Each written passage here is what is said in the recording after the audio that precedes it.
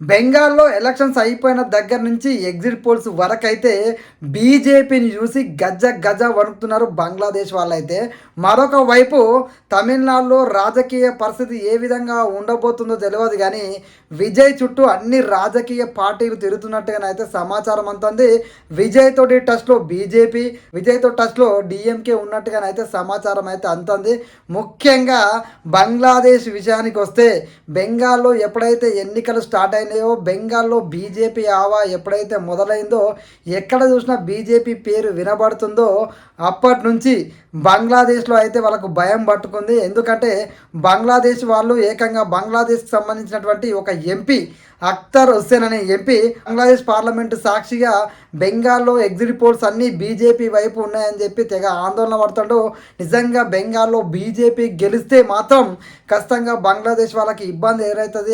మన వాళ్ళు అక్రమంగా బెంగాల్కు వెళ్తారు, బంగ్లాదేశ్ నుంచి అక్కడ బార్డర్ని కూడా క్లోజ్ చేస్తారు, అక్కడ స్థిరపడ్డటువంటి మన వాళ్ళందరినీ వెనక్కి పంపిస్తారు అని చెప్పేసి బంగ్లాదేశ్ పార్లమెంట్ సాక్షిగా బంగ్లాదేశ్ ఎంపీ మాట్లాడుతుందంటే బెంగాల్లో పరిస్థితి ఏ విధంగా ఉందో మనం అందరం అర్థం చేసుకోవాలి. బెంగాల్లో మమతా బెనర్జీ అంటే కొంతమందికి నచ్చొచ్చు, బీజేపీ అంటే కొంతమందికి నచ్చొచ్చు, బీజేపీ మీద చాలా మందికి కోపం ఉండొచ్చు. కానీ ఈ ఎన్నికలు మన దేశానికి చాలా ఇంపార్టెంట్. ఎందుకంటే ఈ బంగ్లాదేశ్ నుంచి వస్తున్నటువంటి అక్రమ వలసదారులను అడ్డుకోవాలంటే అక్కడ ఖచ్చితంగా బీజేపీ ప్రభుత్వం రావాల్సిందే. ఎందుకంటే బంగ్లాదేశ్ ఎంపీ స్వయంగా వాళ్ళ పార్లమెంట్ సాక్షిగా ఆందోళన చెందుతుందంటే ఇక్కడ పరిస్థితి ఏ విధంగా ఉందో మనం అర్థం చేసుకోవాలి. 3 సార్లు బెంగాల్కు ముఖ్యమంత్రిగా పనిచేసినటువంటి మమతా బెనర్జీ అక్రమంగా మన దేశంలో చొరబడుతున్నటువంటి వలసదారులైనటువంటి బంగ్లాదేశ్ వాళ్ళని ఆపడంలో మమతా బెనర్జీ 100% ఫెయిల్ అయిపోయింది. మమతా బెనర్జీ పోవాలి, బీజేపీ రావాలని అక్కడ ప్రజలు ఎందుకు కోరుకుంటారంటే గిందుకే. ఎందుకంటే బంది అక్రమంగా ఉన్నారు. ఎందుకంటే ముర్షిదాబాద్ అనే జిల్లాలో ఏ విధంగా బంగ్లాదేశ్ వాళ్ళతో నిండిపోయింది, అక్కడ హిందువుల జనాభా కూడా తగ్గిపోయింది. ముఖ్యంగా బంగ్లాదేశ్ వాళ్ళ ఆగడాలు అసలు రోజు రోజుకి మితిమీరుతున్నాయి. ఆడపిల్లల మీద అఘాయిత్యాలు, అదేవిధంగా నాయకుల మీద దౌర్జన్యాలు, ఎక్కడికక్కడ పోలీస్ వాళ్ళు సైతం ఏమీ చేయలేని స్థితికి వెళ్ళిపోయారంటే మెల్లమెల్లగా బంగ్లాదేశ్ వాళ్ళు ఒక జిల్లానే ఆక్రమించే స్థాయికి వెళ్ళిపోయారంటే మనం అర్థం చేసుకోవచ్చు మమతా బెనర్జీ ఏ రేంజ్లో ఫెయిల్ అయిందనేది. ఖచ్చితంగా ఈ బీజేపీ వస్తుందని ప్రతి ఎగ్జిట్ పోల్స్ చెప్పినాయి. ఎగ్జిట్ పోల్స్ అంచనాలు ఖచ్చితంగా నిజం అవ్వబోతున్నాయి. ఎందుకంటే ఇప్పుడు ఈసారి మమతా బెనర్జీ ఇంటికి పోవాలి, బీజేపీ రావాలని బలంగా కోరుకున్నాడు. అదేవిధంగా అక్కడ ప్రజలు ఓట్లు వేసినట్టుగా మనకు అర్థమవుతుంది. ఎందుకంటే ఎన్నడూ లేని విధంగా 90% పైన పోలింగ్ నమోదైందంటే ఖచ్చితంగా మమతా బెనర్జీకి వ్యతిరేక తీర్పు రాబోతుంది, ప్రభుత్వానికి వ్యతిరేక తీర్పు రాబోతుంది. ఖచ్చితంగా బీజేపీ అధికారంలోకి రాబోతుంది. బీజేపీ అధికారంలోకి వస్తాని ఎగ్జిట్ పోల్స్ చెప్పగానే బంగ్లాదేశ్ వాళ్ళంటే ఆగం అవుతారంటే అర్థం చేసుకోండి. మొన్నటికి మొన్న బంగ్లాదేశ్లో ఒక హిందూ సోడు దీపక్ చంద్రదాస్ను ఏ విధంగా చంపేసిరో మనందరం మర్చిపోతామా? అలాంటిది బీజేపీ అధికారంలోకి వచ్చినాక ఖచ్చితంగా మన దేశానికి మన దేశ రక్షణే ముఖ్యం కాబట్టి దేశంలో అక్రమంగా ఉన్న వాళ్ళని ఖచ్చితంగా వెనక్కి పంపించాలి, వెనక్కి పంపించి తీరుతారు. ఎందుకంటే ఇప్పటికీ అక్కడ బార్డరే సరిగా లేదు అని చెప్పేసి అంటారు. అంటే అర్థం చేసుకోండి, బార్డర్ని కూడా వేయడానికి కేంద్ర ప్రభుత్వానికి మమతా బెనర్జీ సర్కారు కనీసం పర్మిషన్ ఇవ్వలేదు. రాష్ట్ర ప్రభుత్వ పర్మిషన్ లేకుండా అక్కడ భూమిని కేంద్ర ప్రభుత్వం తీసుకోలేదు, అక్కడ ఫెన్సింగ్ వేయలేదు, అక్కడ అక్రమంగా వస్తున్న వలస వాళ్ళని అడ్డుకోలేదు. కాబట్టి అక్రమంగా ఎవడు పడితే వాడు బంగ్లాదేశ్ నుంచి రావడము, ఈ బెంగాల్లో ఆశ్రయం పొందడం, బెంగాల్ నుంచి మెల్లమెల్లగా దేశవ్యాప్తంగా బంగ్లాదేశ్ అక్రమ వలసదారులు దేశమంతా పాకిపోయారు. బెంగాల్లో బీజేపీ గెలిస్తే ఈ అక్రమంగా మన దేశానికి చొరబడుతున్నటువంటి అక్రమ వలసదారులకి ఖచ్చితంగా గండి పడుతుంది. ఖచ్చితంగా బీజేపీ సర్కారు వస్తుంది. అక్కడ పార్లమెంట్ సాక్షిగా వాళ్ళు భయపడుతారంటే అర్థం చేసుకోవచ్చు మనం. ఎందుకంటే ఇక్కడి నుంచి మన అందరినీ పంపేస్తే అక్కడ వాళ్ళకు సంక్షోభం ఏర్పడుతుందట, క్రైసిస్ ఏర్పడుతుందట. వాళ్ళందరినీ మనం ఎట్లా అని చెప్పేసి వాళ్ళు తెగ బాధపడతారు. వీళ్ళందరినీ మెల్లమెల్లగా ఇండియా పంపించి ఇండియాలో కూడా మన దేశంలోని భావజాలాన్ని ఇండియాలో కూడా ప్రేరేపించాలి.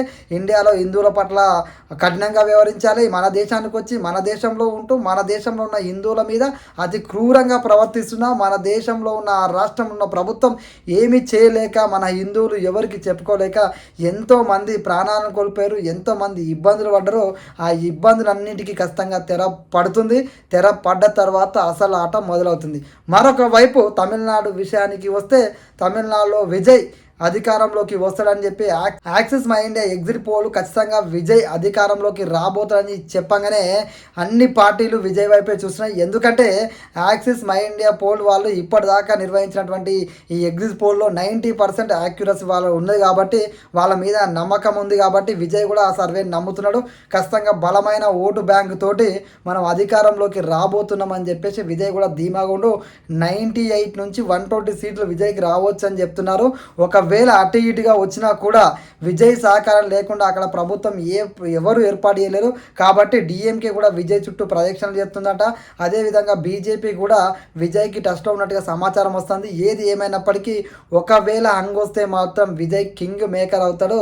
అవసరమైతే విజయ్ సీఎం అయినా ఆశ్చర్యం అయితే లేదు. ఎందుకంటే విజయ్ ఎట్లా పెట్టి అధికారంలోకి రావాలని కోరుకుంటారు అక్కడ ఉన్న వాళ్ళు. అదేవిధంగా విజయ్ పార్టీ చెందిన వాళ్ళు విజయ్ సీఎంగా ఉండాలని కోరుకుంటారు. కానీ ఏది ఏమైనప్పటికీ విజయ్ కనుక బలమైన సీట్లు సాధిస్తే ఖచ్చితంగా తమిళనాడులో రాజకీయంగా చాలా పరిణామాలు చోటు చేసుకుంటాయి. ఖచ్చితంగా విజయ్ సీఎం అయ్యే అవకాశం కూడా ఉంది. కాబట్టి పార్టీలని విజయ్ చుట్టూ ప్రదక్షిణ చేస్తున్నాయి. విజయ్ ఖచ్చితంగా చరిష్మా ఉందని చెప్తున్నాయి. ఎందుకంటే ఫస్ట్ టైం పోటీ చేసి ఇంత పెద్ద ఎత్తున జనాల్ని మొబిలైజ్ చేసిండా, ఒకవేళ అధికారంలో నిజంగానే ఒంటరిగా రాబోతుండా, లేదంటే హంగ్ వస్తే విజయ్ కీలకం కాబోతుండా అనే చర్చ దేశవ్యాప్తంగా నడుస్తుంది. విజయ్ సీఎం అవుతారని చెప్పి పెద్ద ఎత్తున ఆ రాష్ట్రంలో కూడా బెట్టింగ్ నడుస్తుంది. లేదంటే విజయ్ హంగ్ వస్తే మాత్రం కింగ్ అవుతాడని చెప్పి కూడా బెట్టింగ్ నడుస్తుంది. అంటే విజయ్ మీద ఏ రేంజ్లో ఓప్స్ ఉన్నాయో అక్కడ మనం అర్థం చేసుకోవచ్చు.